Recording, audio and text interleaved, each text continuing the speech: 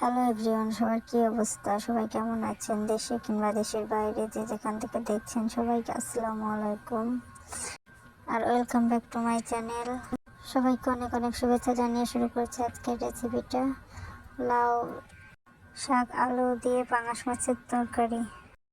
রেসিপিটি অনেক সহজ, সম্পূর্ণ ভিডিওটি দেখে আমার পাশে থাকবেন। প্রথমত আমি সব কিছু কেটে গুছিয়ে নিয়েছি, তারপর কড়াইতে গরম করে তেলটা দিয়ে নেব। তারপর কিছু পেঁয়াজ ও রসুন কুচি ভেজে নেব। তারপর মাছে লবণ হলুদ মাখিয়ে নিচ্ছি। মাখানো হয়ে গিয়েছে।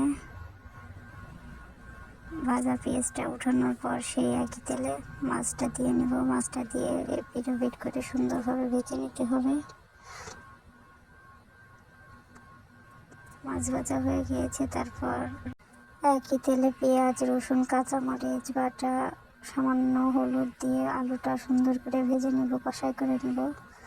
তারপর সামান্য পরিমাণে পানি দিয়ে নেব। পানি দিয়ে নাড়াচাড়াটা করে নেব যাতে না লেগে যায় কড়াইতে। তারপর পরিমাণ মতন পানি দিয়ে নিতে হবে।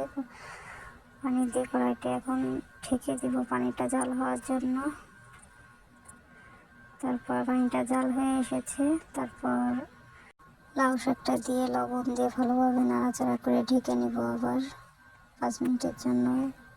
তো শাকটা গলে যায়, তার জন্য আর কি ঢেকে দিতে হবে সুন্দর করে নাড়াচাড়া করে। একবার হলেও আপনারা বাসায় ট্রাই করতে পারেন। রেসিপিটা রান্না করা অনেক সহজ এবং খেতে অনেক টেস্টি ও মজা। 5 মিনিট পরে যে দেখেন তরকারিটা প্রায় হয়ে এসেছে। তারপর আমি মাছটা দিয়ে দিব। মাছটা দেওয়ার পর ভালোভাবে শাকের সাথে নাড়াচাড়া করে নিতে হবে যাতে মাছটার ভিতর মশলাপাতি সব কিছু যায়। তারপর ভেজে রাখা পেঁয়াজটা পেস্ট করে নিয়েছিলাম অফ ভিডিওতে, সেটা দিয়ে দিলাম। তারপর আরেকটু ঢেকে নিব। এই দেখেন আমার রান্না করাটা হয়ে এসেছে।